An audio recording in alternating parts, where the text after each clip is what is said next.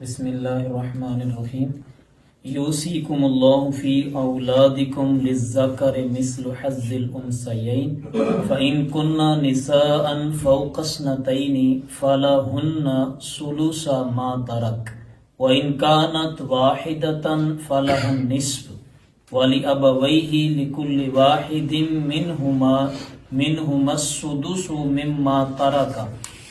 مما ترك إن كان له ولد فإن لم يكن له ولد ووارثه أبواه فلأمه الثلث فإن كان له إخوة فلأمه السدس من بعد وصية يوصي بها أو دين آباؤكم وأبناؤكم لا تدرون أيهم أقرب لكم نفعا فریدۃ من اللہ ان اللہ کان علیما حکیما۔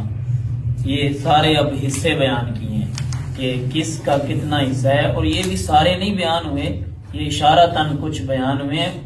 وراثت میں پوری تفصیل ہے، اور بعض لوگوں نے یہ بھی کہا ہے کہ دین کا نصف علم جسے وراثت کی تقسیم کا علم اس کو علم المیراث کہتے ہیں، جنہوں علم المیراث آ جاوے انہیں شریعت دا ادھا علم حاصل کر لیا، اتنا ہے پیچیدہ علم ہے وراثت دی تقسیم والا۔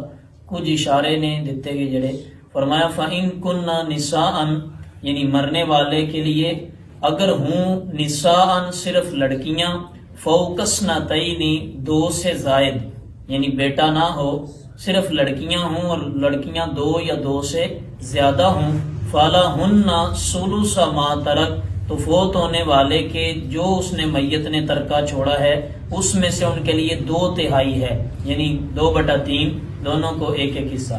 وَإِن كَانَتْ وَاحِدَةً فَلَهَا النِّصْفُ اگر ایک ہی ہو بیٹی تو اس کے لیے نصف حصہ ہوگا جو اس نے چھوڑا ہے۔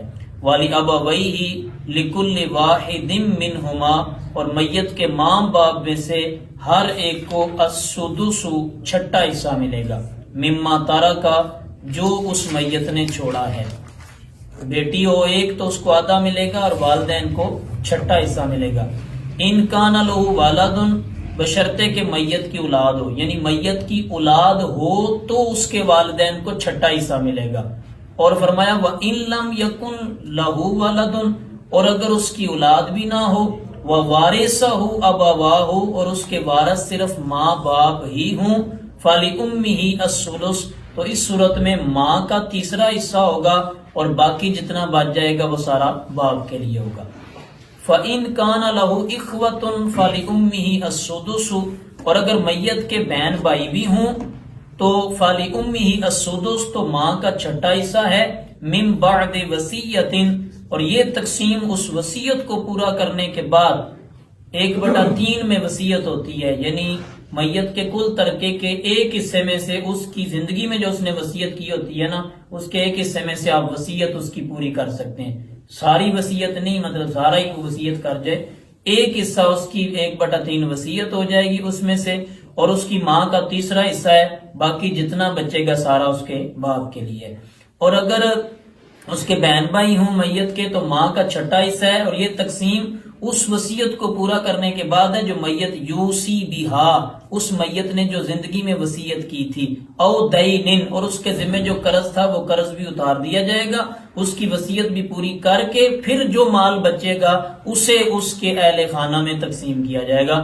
آگے اللہ کریم فرماتے ہیں آباؤکم و ابناؤکم تمہارے باپ اور تمہارے بیٹے، لا تدرون ایہم اقرب لکم نفعا تم نہیں جانتے کہ کون ان میں سے زیادہ قریب ہے تمہیں نفع پہنچانے میں، یعنی تمہیں نہیں پتا باپ زیادہ تمہیں فائدہ دے گا یا اولاد فائدہ دے گی، یہ تم نہیں اس کو سوچ سمجھ سکتے۔ تمہیں جو کہا گیا ہے فریدۃ من اللہ، اللہ کی طرف سے یہ حصے فرض کر دیے گئے ہیں۔ ان اللہ کان علیما حکیما اللہ بہتر جانتا ہے اس حکمت کو، اور وہ حکمت والا ہے اور دانا ہے، اس بات کو وہ بہتر جانتا ہے کہ اس نے کیوں بیٹے کے لیے یہ رکھا اور باپ اور ماں کے لیے یہ رکھا۔ تم نہیں اس حکمت کو جانتے۔ ایک بندہ کہتا ہے نہیں جی میرے ابا جی تے میرا بڑا کر دے تے میرے ابا جی نو تھوڑا کیوں لبا ہے، میرا پتر تے میرا کردہ کوئی نہیں۔ اللہ کریم بہتر جانتا ہے کہ ان میں سے تیرا زیادہ کون کرتا ہے؟ وہ کئی دفعہ جو ہے وہ ابا جی کے دل میں بھی تو لالچ آ سکتی ہے نا مال کی، تو کئی دفعہ اولاد کے دل میں لالچ آ سکتی ہے. تو یہ جو اللہ نے حکم کر دیے ہیں نا یہ واضح ہیں. اب اس میں ہم نے یہ دیکھنا ہے کہ اولاد کے وارث ہونے کی صورتیں کتنی ہیں، اولاد کیسے وارث ہوتی ہے. یعنی اس میں پہلی صورت یہ ہے کہ لڑکے بھی ہوں اور لڑکیاں بھی ہوں، فوت ہونے والے کے لڑکے بھی ہوں اور لڑکیاں بھی ہوں. تو اس صورت میں لڑکے کو ملے گا، جیسے کل بتایا للذکر مثل حظ الانثیین، ایک مرد کا حصہ دو عورتوں کے برابر ہے. یعنی لڑکے کو لڑکی کا دگنا دیا جائے گا. تو لڑکے بھی ہوں اور لڑکیاں بھی ہوں تو لڑکوں کو 2 حصے اور لڑکیوں کو 1 حصہ ملے گا. اور دوسری صورت یہ ہے کہ صرف ایک لڑکی ہو تو اس کو نصف ملے گا جائیداد کا، وہ وارث ہوگی. اور اگر صرف 2 لڑکیاں ہوں یا 2 سے زائد اور لڑکا کوئی نہ ہو، بیٹا نہ ہو بیٹیاں ہی ہوں 2 یا 2 سے زیادہ، تو اس صورت میں انہیں جائیداد کا 2/3 ملے گا، 2/3 ان کو ملے گا. جو باقی بچے گا وہ باقی جو ورثاء ہیں اس کے قریبی ان میں اندر تقسیم ہو جائے گا. اور دوسری صورت ہے والدین کے وارث بننے کی. یعنی یہاں 2 ہی چیزوں کا ذکر کیا ہے کہ اولاد کیسے وارث بنتی ہے اور دوسری چیز والدین کیسے وارث بنتے ہیں. تو والدین کے وارث بننے یعنی اگر بیٹا فوت ہو جاتا ہے تو اس کی وراثت میں اس کے والدین کو حصہ کیسے ملے گا. تو اس کی پہلی صورت موجود ہے کہ اگر ماں باپ بھی موجود ہوں اور مرنے والے کی اولاد بھی ہو، ہاں لڑکا ہو یا لڑکی، 1 یا 1 سے زیادہ، تو جب مرنے والے کی اولاد بھی ہے اور ماں باپ بھی ہیں تو اس کے ماں باپ کو 6 حصہ ملے گا. اور بقیہ جو 4/6 ہے وہ اولاد میں حسب قاعدہ جیسے حکم ہے اس طرح تقسیم ہوگا. دوسری صورت یہ ہے کہ صرف ماں اور باپ وارث ہوں، میت کی اولاد بھی نہ ہو اور بہن بھائی بھی نہ ہو. اولاد بھی کونی تے بھینا بھرا بھی کونی، صرف ماں باپ نے. تو اس صورت میں ماں کا 1/3 یعنی 3 حصے کریں گے، 1 ماں کا ہوگا اور بقیہ 2 باپ کے، 2/3 باپ کا ہو جائے گا، 1 حصہ ماں کا ہو جائے گا. یہاں بہن بھائی کے نہ ہونے کی تصریح نہیں کی، وہ تیسری صورت میں بتایا. تیسری صورت یہ ہے کہ اس کے یعنی میت کی اولاد تو نہ ہو لیکن اس کے بہن بھائی ہوں. اولاد کو نہیں، ماں باپ بھی ہے نہیں تھے، بہن بھرا بھی ہے نہیں. اس صورت میں ماں کو 6 حصہ ملے گا اور باقی جتنا بھی ہے وہ سارا باپ کو 5/6 یعنی باقی باپ کو ملے گا، بھائیوں کو اور بہنوں کو کوئی نہیں ملنا.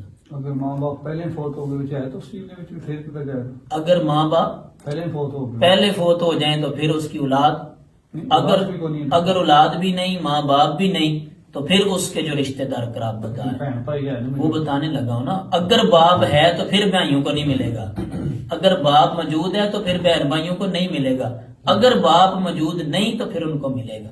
کیونکہ یہ ایک ہوتے ہیں ذویل فروز، ایک ہوتے ہیں ذویل ارحام، یعنی یہ رشتہ داروں کی بھی قسمیں ہوتی ہیں. ہاں تو جو قریبی رشتہ داروں میں اولاد اور والدین آتے ہیں، اگر اولاد بھی نہ ہو والدین بھی نہ ہو تو پھر بہن بھائیوں میں تقسیم ہوگی.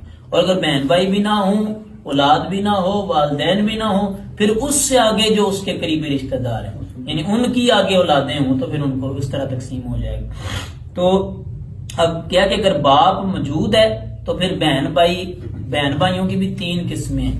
ایک ہے عینی بہن بھائی، ایک ہے خیافی بہن بھائی، ایک ہے علاتی بہن بھائی. عینی بہن بھائی کون سے ہیں؟ وہ ہیں کہ ماں بھی ایک ہی ہے اور باپ بھی ایک ہی ہے. یعنی جو بہن بھائی ہیں مرنے والے کے وہ سگے ہیں کہ ماں چوی سکے تھے پیو چوی، ان کو بولتے ہیں عینی بہن بھائی. ایک ہوتے ہیں علاتی بہن بھائی کہ باپ ایک ہے اور مائیں الگ الگ ہیں، یعنی 2 شادیاں کی ہیں، ایک پہلی بیوی فوت ہوگی تو اس میں سے بھی اولاد تھی اور دوسری کی تو اس میں سے بھی اولاد. اب فوت ہو گیا تو پیچھے جو ہیں وہ اس کے جو بہن بھائی ہیں وہ جو ہے ماں شریک بہن بھائی ہیں، باپ شریک بہن بھائی. یعنی باپ شریک جو ہوں گے کہ باپ ایک ہے اور مائیں 2 ہیں وہ ہوں گے علاتی.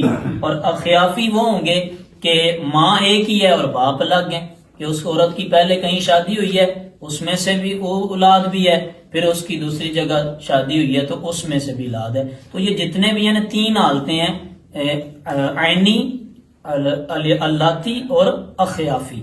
یہ تینوں تب بنیں گے وارث جب اس میت کا باپ یا ماں پہلے فوت ہو گئے. پہلے باپ اگر موجود ہے تو پھر انہوں نے کوئی حصہ نہیں لبنا، وہ ماں نو لبنا ہے تو ماں تو بعد باقی جنہ سارا باپ کو لب جانا. اللہ تبارک و تعالی ہمیں شریعت کے ان مسائل کو یہ بہت پیچیدہ مسائل ہیں، ایک مجلس میں نہ تو سمجھ آنے والے ہیں اور نہ ہی ایک مجلس میں یہ سارے بیان ہوتے ہیں. یہ باقاعدہ طور پہ حدیث کی کتب میں صحابہ کرام کے آثار اور اقوال ملتے ہیں کہ علم المیراث کو باقاعدہ کسی کے پاس بیٹھ کے سیکھو، علم حاصل کرو اس کا. یہ بہت تفصیل طلب امر ہے. ہر بندہ اکثر بہت سے دیکھتے ہیں جی فلاں بندے کو بلا لو جی وراثت تقسیم کرنی، تو وہ موٹے موٹے ہی ان کو بھی اندازے ہوتے ہیں. اس کے اندر بہت زیادہ پیچیدگیاں ہیں، ذرا برابر بھی کوئی غلطی ہوئی تو پھر گناہ کا خطرہ ہے. تو اس کے لیے بہترین طریقہ یہ ہوتا ہے کہ جب وراثت کی تقسیم ہو تو صاحب علم جو مفتیان کرام ہوتے ہیں، جنہیں شریعت کے مسائل پہ باقاعدہ ان امور پہ اور خاص طور پہ وہ مفتی صاحب جو علم المیراث کے اوپر ان کو عبور ہے، ان کے پاس جایا جائے اور ان کے سامنے ساری کہانی رکھی جائے کہ جناب ہمارا یہ معاملہ ہے، آپ برائے کرم شریعت کی روشنی میں ہمیں اس کی اچھے طریقے سے رہنمائی فرمائیں تاکہ ہم سے کوئی کسی قسم کی غلطی نہ ہو. اللہ تعالیٰ ہمیں یہ اس بات سے پتہ چلتا ہے کہ ہمیں علماء کی کتنی زیادہ ضرورت ہے. ہم خود سے فیصلے کریں گے تو غلط ہو جائیں گے. صرف قرآن پاک کو ہم خود سے پڑھ کے بھی اس کے اندر جو راز ہیں ان کو ذاتی طور پہ عام بندہ نہیں سمجھ سکتا. اہل علم میں بھی جو ہے وہ یہ علم المیراث ایک پورا باب ہے شریعت کا، اسے بھی سارے علماء نہیں سمجھ سکتے.